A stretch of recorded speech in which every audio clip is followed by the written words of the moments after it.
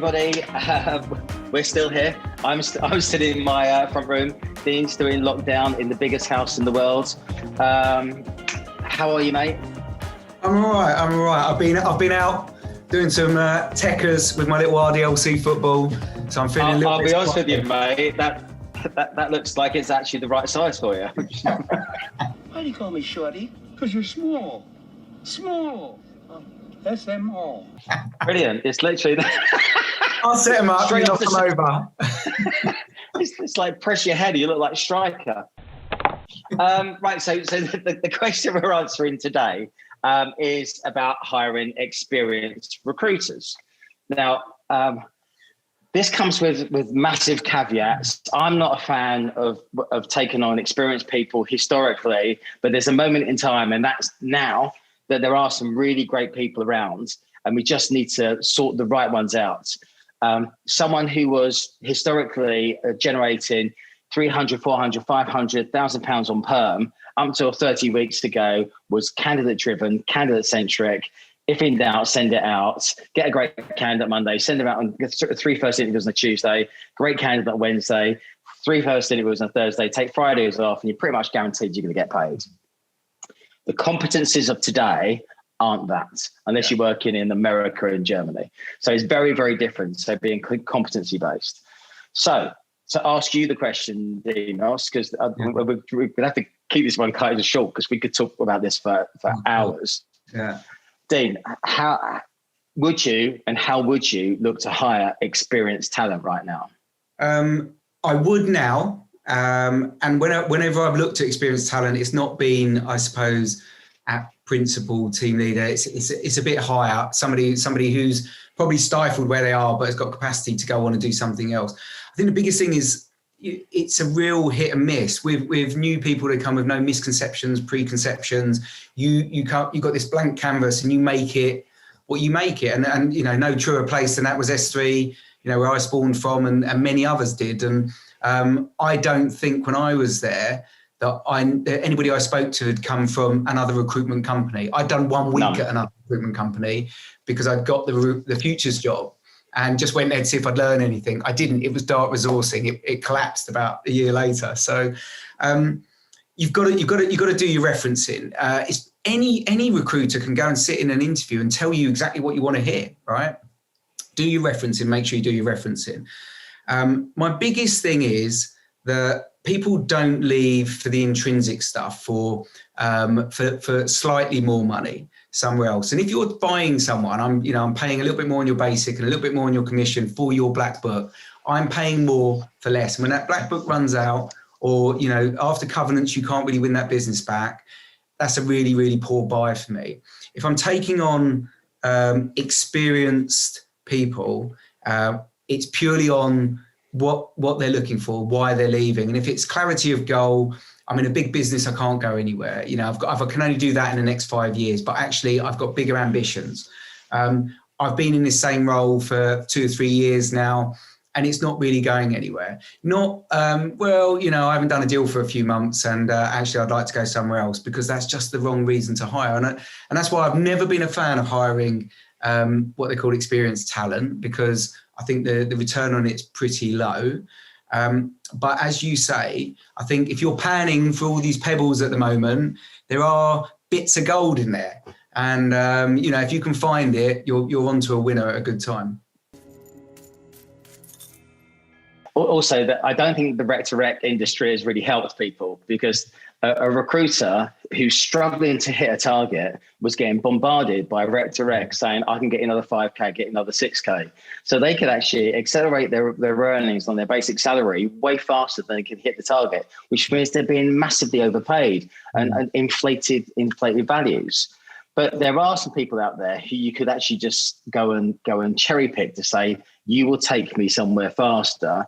But it's typically someone who's going to head up a division, or who's going to bring something new or be something creative. I'm a creative genius, and there's no other way to word it. What? Well, one of the things that we've seen, that if you're trying to grow out of your business and you're trying to put your accelerated growth on steroids, one of the cleverest ways to do it is look to take an entire team on. So rather than actually just take 1 or 2 people, you can actually take the heart out of a business, the 4 people who are the core of a division. I mean, it's a bit naughty, but it's a brilliant way. You could double their salaries, but actually that's the core of a business where you don't have to pay a multiple to actually effectively buy the whole company. You can actually just buy the revenue generators. And we've seen... James Carl? What is it? Okay, but do you know what? It's not just him, right? There's lots of people who are doing that stuff, and it's if you're really up for escalating your growth, then you can do that. You can buy a whole team.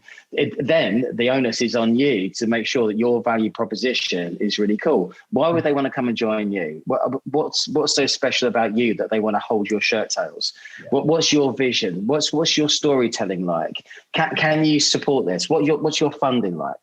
So if you can actually build a business like that, but then you can actually, then there's a whole different raft of options available to you in terms of escalating that growth. Yeah, it's an interesting one because it's a difficult one. I think we saw probably 10 years ago the introduction of springboarding into people's contracts, so they can't take different people. So I think you've got to be aware. You've got to look at the legalities of it. But it's also it's a more drawn out sale. You've not got a rec to rec bringing someone with you to you on a Monday that you're going to hire on Friday and they're going to start in a few weeks' time. It's a drawn out process, and very much like if I take it right back to when 99 when I did some headhunting, and I took a whole team out and put them in another business. It took me 6 months, and I had to start at the top, and I had to sow those seeds, and I have to get them understanding why it's better somewhere else. And you can't go from the bottom. The manager or the director is not going to take the lowest member of staff coming out and saying, look, I've got a really good idea. Should we all move over to Gary's? So it does take time, and you do need to have that drip down effect. But if you get it right, the uptick is amazing. It's just like that, bosh, and off it goes. So yeah, I think you've got to be aware of it, and you've got to understand it. If you can do it, hat off to you. It's a really good way to do it. Also, you shouldn't just be buying people. It shouldn't be based on how much more money you're getting. No, you might be moving people sideways onto a bigger ladder, or it's someone who's been a top biller forever. Effectively, they're going to grow a team now for you. So they're going from being top biller to trainee manager. Now, is that the same salary? It's I remember once upon a time saying to people, if I'm going to put you on my management program, it's, the maximum income was going to be like 70 plus 20. You're on 90K to be this first tier proper manager. And they were saying, well, I'm earning 150. Why would I do it? I went, well, if you want to carry on recruiting for the rest of your life, you do that. But to be the first tier of our management, that's what it looks like. Now, we had very few people turn us away because they'd seen the escalation, and then that might put them on a fast track towards some sort of ownership and share ownership.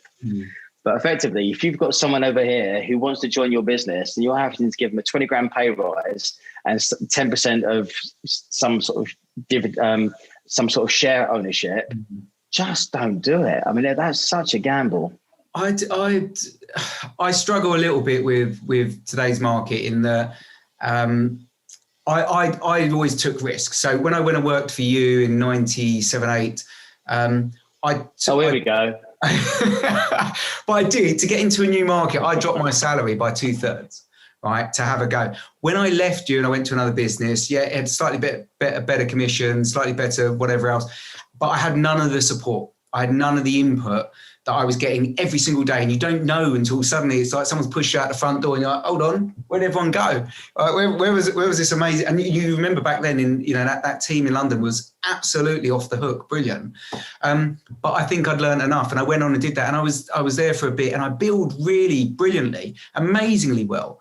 And being one of the biggest billers around. And then I got headhunted to go to another business, to run a team, to be a director. But again, what I was earning pro rata, what I was going to go down to, still more in terms of the uplift in basic salary, but I cut my money by more than half to have another go. Then I went and started my own business. I went down to zero again, right? I just saved up my money and did it. And I think people these days, when they're moving for a bigger basic or a bigger this, that, or the other. No one's moving really because of their aspirations, where in America, they call it sweat equity. I tell you what, you can take a lower salary, but I'm going to give you a piece of the company. You're going to have skin in the game. You're going to be a material part of my future. and we're going to do this together. And in America, they love that. Over here, yes, you get people who will do that, but I reckon we're safety first predominantly in this country. And that's maybe why we're not that happy with wealth generators in the papers and the press and whatever else, because everybody's safety first and don't push too hard and don't put your neck out there. Whereas the few of us who do, and like the RDLC, you see dividends for it. And even if you don't do as well as someone else in whatever measure that you're bringing to the table in terms of kind of correlation of that, the self-satisfaction you get from trying something and doing something rather than sitting back and letting it grate you that you could. How many people say, I could have done this, I had a great idea, I was going to do that, I coulda, shoulda, right? Just do it. If you fail, you'll still be happy.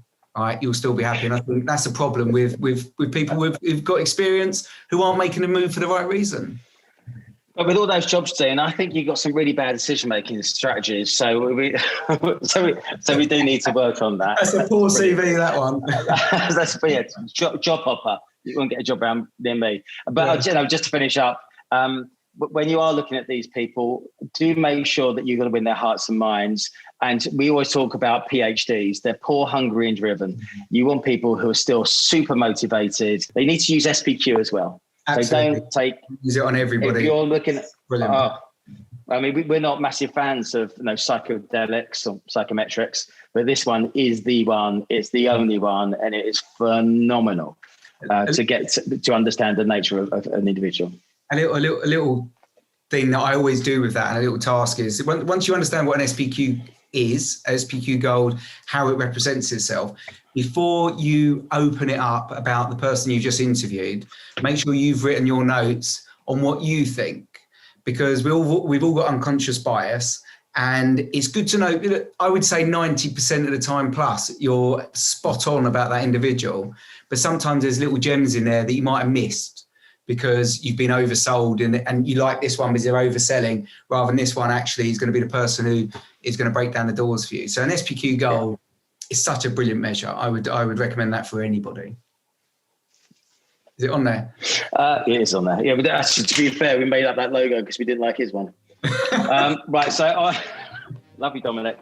Right, so thank you very much for listening. Hopefully that's some help with you, and keep scaling and growing your businesses as fast as you can. It's all right out there. Cheers. Shalom.